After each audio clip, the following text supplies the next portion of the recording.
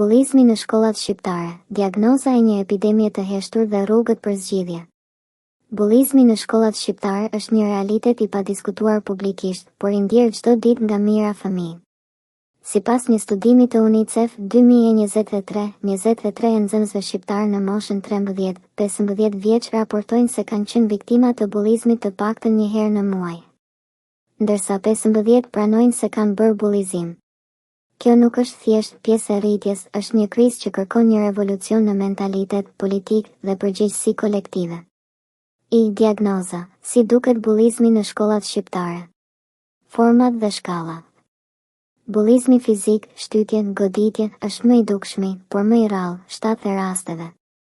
Bullizmi verbal, përqeshje, emërtime dhe psikologjik, izolim, shpërfillje, dominonin në 68 të rasteve, sipas të dhënave të Qendrës Shqiptare për Edukim Antidiskriminues 2024.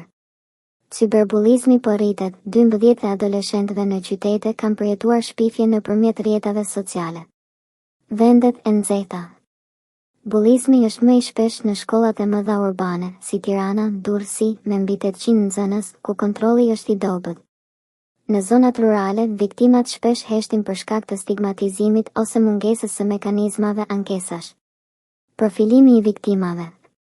Faktorët që rrisin rrezikun për të bërë objekt bullizmi përfshin: të qenurit pjesë e minoriteteve, Roma, komuniteti LGBTQ. Diferencat socioekonomike, veshje, pajisje teknologjike. Aftësi të kufizuara sociale ose intelektuale. Shkaqet e thella. Pse vazhdon të rrojë bullizmi? Kultura e heshtjes dhe normalizimi. Fëmijët janë fëmijë ose mësohet me të këto fraza pasqyrojnë një mentalitet që minimizon ashpërsinë e bullizmit. Mungesa e edukimit emocional në shkolla. Asnjë orë në programin mësimor nuk i mëson fëmijët menaxhimin e konflikteve ose empatin. Mungesa e strukturave zbatuese. Shumica e shkollave nuk kanë protokolle antibullizmi të standardizuara. Në rast konflikti, mësuesit ndërhyjnë në mënyrë arbitrare, pa trajnim për zgjidhjen e mosmarrëveshjeve. Mungesa e psikologëve shkollor. Sipas Ministrisë së Arsimit, vetëm 30 e shkollave kanë një psikolog me kohë të plotë. Modelimi i dhunës në shtëpi dhe media. Fëmijët që vështrojnë dhunë familjare ose ndjekin lëndë mediatike me diskurs agresiv, si disa emisione TV, kanë 4 herë më shumë gjasa të bëjnë bullizim. Pasoja. Çfarë lë pas bullizmi? Për viktimat, depresioni, ankthi, rënje e performancës akademike, 40 e viktimave kanë pësuar rënje të notave. Për bullizuesit, 55 e tyre kanë histori të problemeve me ligjin deri në moshën 25 vjeç, sipas Institutit të Drejtësisë Penale. Për shoqërinë, kostoja ekonomike e bullizmit në Shqipëri vlerësohet në 2,5 miliard lekë në vit për shkak të humbjes së produktivitetit, kujdesit mjekësor dhe ndërhyrjeve sociale. Rrugët për zgjidhje, nga fjalët në vepra. Niveli shtetëror. Ligji antibullizmi. Miratimi i një ligji specifik që detyron çdo shkollë të zbatojë protokolle të qarta për raportimin dhe ndëshkimin e bullizmit. Shembull, modeli finisht Kiva, ku bullizmi trajtohet si kundërvajtje administrative. Psikolog në çdo shkollë. Caktimi i të paktën një psikologu për 150 nxënës, me fokus në parandalim dhe ndërhyrje të hershme. Niveli shkollor. Kurrikula emocionale. Futja e lëndëve si edukim social dhe emocional SVEL, për të mësuar komunikim jo dhunës, menaxhim emocionesh dhe tolerancë. Mekanizma anonime raportimi. Platforma online ose kuti fizike ku nxënësit mund të raportojnë incidente pa frikë nga hakmarrja. Trajnime për mësuesit.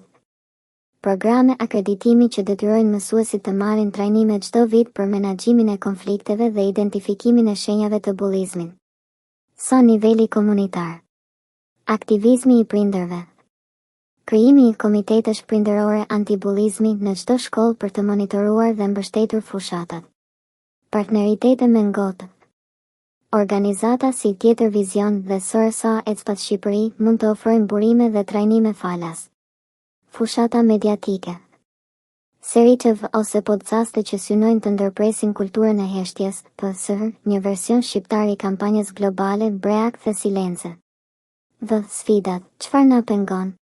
Stigmatizimi. Familjet shpesh nuk pranojnë që fëmia është viktim apo bull për shkak të turpit. Buxhetet e kufizuara. Shpenzimet për psikolog dhe trajnime munden të rezistojnë nga qeveritë lokale. Rezistenca ndryshimit. Shkollat tradicionale mund të ngurojnë të heqin dorë nga metoda autoritare të disiplinës. Konkluzioni. A është bullizmi i pasgjithshëm? Bullizmi nuk është një fazë, por një reflektim i problemeve strukturore të shoqërisë. Zgjidhja kërkon më shumë se ndëshkime, kërkon një reformë kulturore që vendos në qendër dinjitetin njerëzor. Ndërsa disa hapa, si ligji anti-bullizmi, mund të ndihen si të thjeshta, ato janë baza për të ndërtuar një brez që e quajnë bullizmin të papranueshëm. Çfarë mund të bëjë secili nga ne sot për të thyer këtë qark vicioz? Burimet e përdorura. UNICEF Albania, të dhënat mbi bullizmin në Shqipëri 2023. Ministria e Arsimit dhe Sportit, raporti i vlerësimit të shërbimeve psikologjike në shkolla 2024. Programi Kiva finlandez, studimi i ndikimit të protokolleve anti-bullizmi 2022.